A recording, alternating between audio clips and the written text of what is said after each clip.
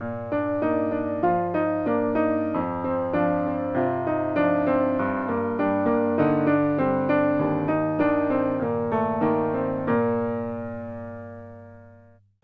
¿qué tal? Paz y bien, ¿cómo están ustedes? Aquí estamos compartiendo una nueva serie de cápsulas. En este caso, te hemos titulado Psicología y Fe. Y estamos con el licenciado en Psicología, Gustavo Alberto Alsina. ¿Cómo estás, Gustavo? Hola, padre, ¿qué tal? ¿Cómo están?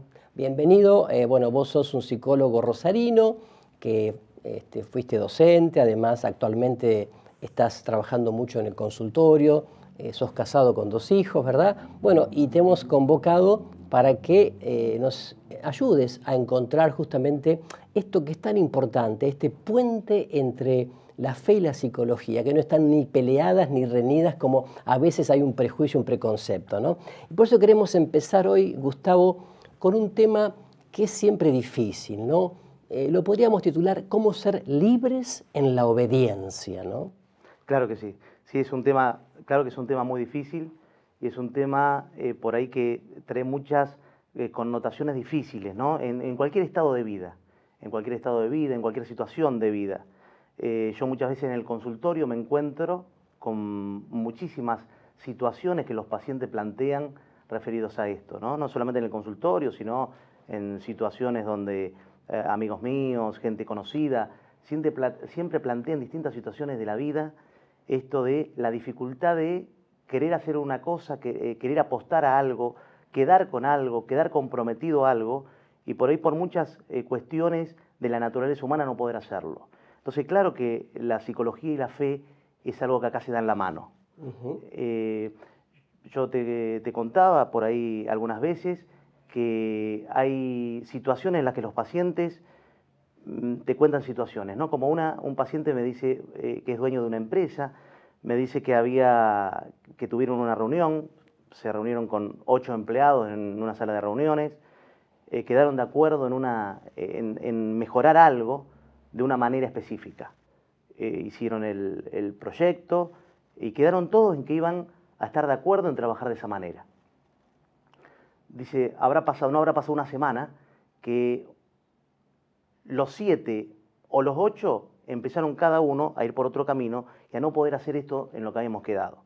Dice, eso es algo que a mí me perturba muchísimo. Bueno, y veíamos esa dificultad para poder realizar aquello con lo que nos comprometimos.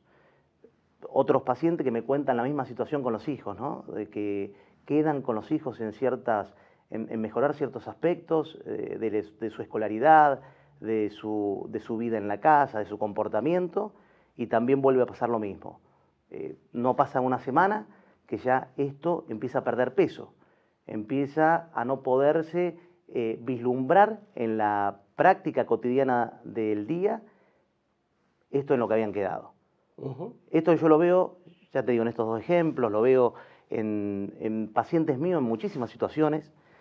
También en la Biblia se ve este aspecto, ¿no? Claro que sí, esto es algo transversal que atraviesa toda la historia. Claro. ¿No? Lo podemos ver en Jesús con los apóstoles. Por supuesto. ¿No? Cuántas veces Él les dice algo y después no puede entender cómo ellos siguen haciendo lo mismo. Claro.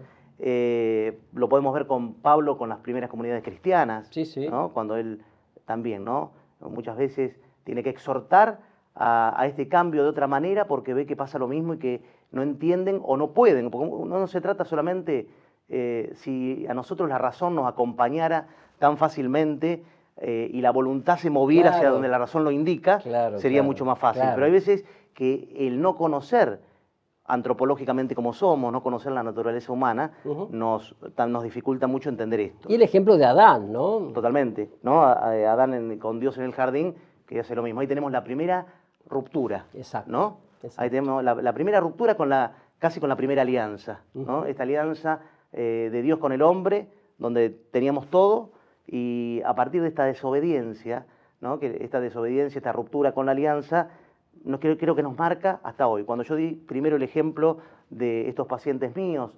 que tienen esta dificultad en la empresa, con los hijos, con su vida misma, vemos eso, ¿no? Vemos cómo esta dificultad en poder aceptar el límite que nos dan, ¿no? Nosotros siempre primero parece que no es fácil aceptar ese límite porque podemos hacer un montón de cosas más, Claro. ¿no? Como le dijo Sí, sí. Dios a Adán. Exacto. Solamente de este árbol no podrás comer. Tenía un montón más, pero ya ese límite, ya muchas veces nos es difícil posicionarnos y poder obedecer a eso, ¿no? La psicología, cuando vemos por qué se da esta causa de esta desobediencia, bueno, la psicología siempre explica, porque la psicología llega hasta ahí, siempre lo explica como una falla estructural en el ser humano, ¿no? Como una falla donde hay un juego por ahí permanente en tratar de llenar este vacío que el hombre tiene con otras cosas, entonces como que nunca está satisfecho. Como una compensación, entonces. Como una compensación, claro. como una compensación. O sea, hablamos de la no aceptación de límites, ¿no? Y al mismo tiempo eso que lleva a un vacío existencial y a una búsqueda ansiosa, por momentos angustiosa, de compensaciones. Totalmente, por eso podríamos ver esto como podríamos ver esto tranquilamente como un camino de plenitud, Ahí está. ¿no? Que nada tiene que ver, que muchas veces nos equivocamos, inclusive no solamente en los pacientes que vienen a verme al consultorio y que tratan de llevar una vida de acuerdo a lo que quieren lograr, a sus metas, o muchas veces llevar una vida de acuerdo a la fe, coherente con su fe, pero muchas veces se equivocan y van por el camino del perfeccionismo. Ahí está. ¿No? El autoperfeccionismo muchas veces. El autoperfeccionismo, que nada tiene que ver con esto que sería más un camino de plenitud.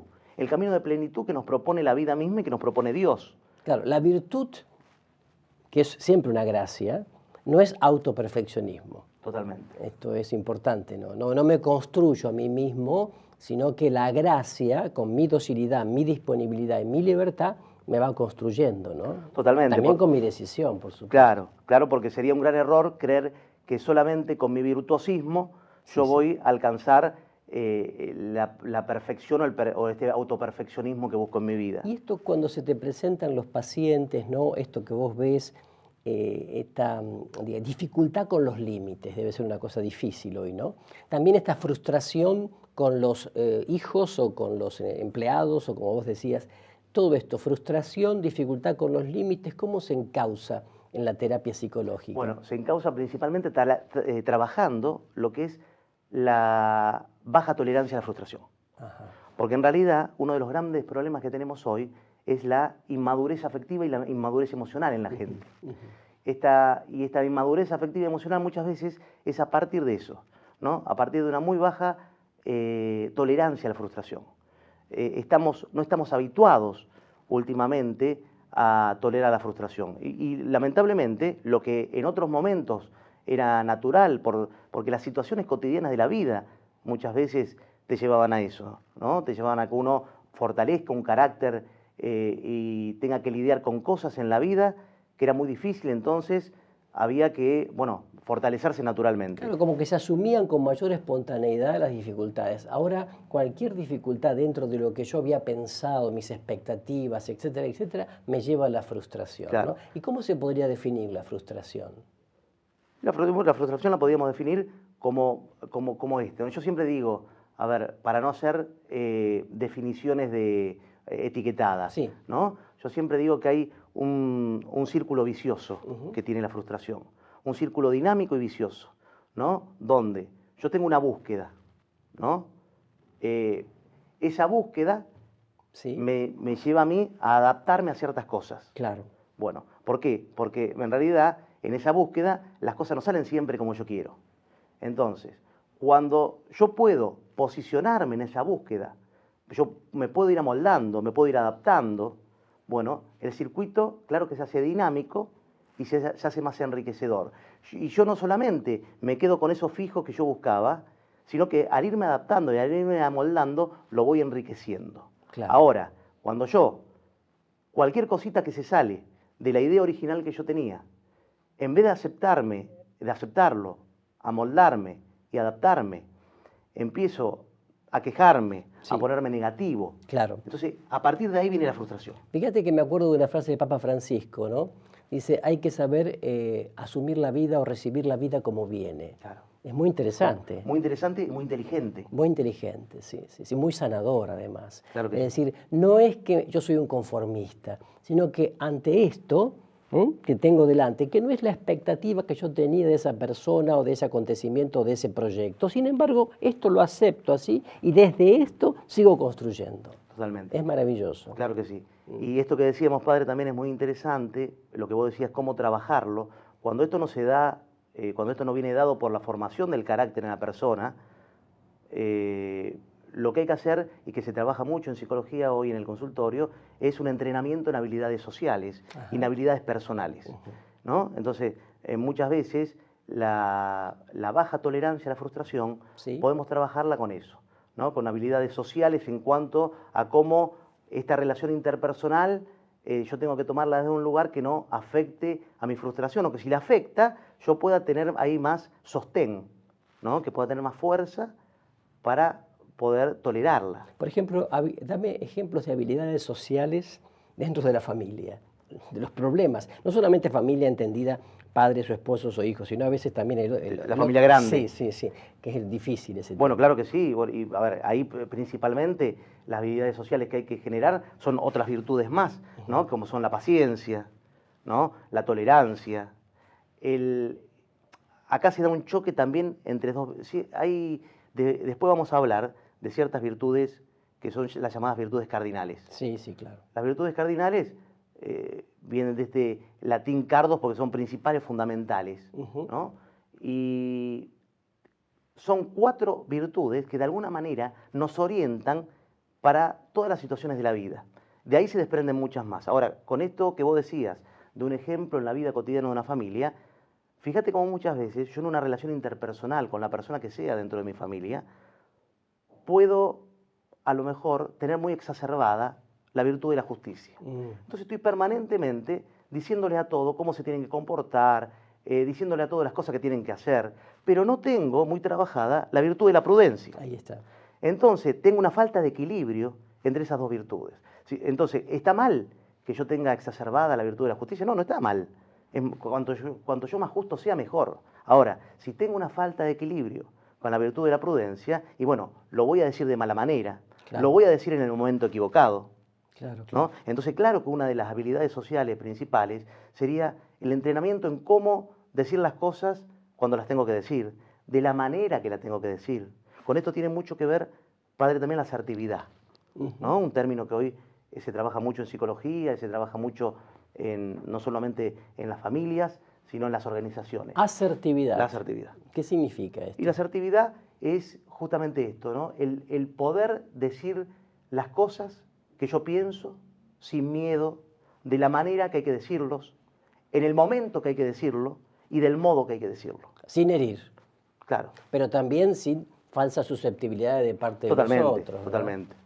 Ok, bueno, me parece muy nítido. ¿Cómo podríamos resumir entonces esto de cómo ser libres en la obediencia? Tenemos un ejemplo maravilloso en María, la Madre de Jesús y Madre nuestra, Claro ¿no? que sí.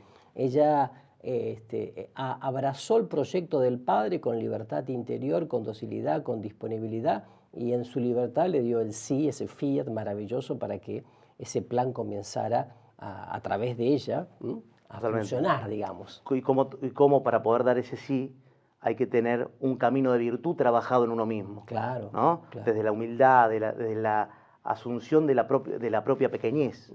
Tal ¿no? cual, tal cual. Eso es otro tema muy lindo, asumir la propia fragilidad, la propia pequeñez. Es un tema que hoy no se da tanto, pero que creo que es un camino de sabiduría, ¿no? Asumir mi fragilidad, asumir mi pequeñez, sin complejos de inferioridad, claro. Pero con el realismo y desdramatizando la situación día a día. Bueno, Gustavo, te agradecemos mucho, realmente muy iluminador esta cápsula de Psicología y Fe de cómo ser libres en la obediencia. Así que te esperamos en un próximo encuentro y a ustedes también. Por supuesto, invitamos a compartir estas cápsulas a través de WhatsApp, a través de Facebook, a través de las redes sociales, para que otros también puedan alimentarse y crecer en la fe. Que el Señor los bendiga, paz y bien.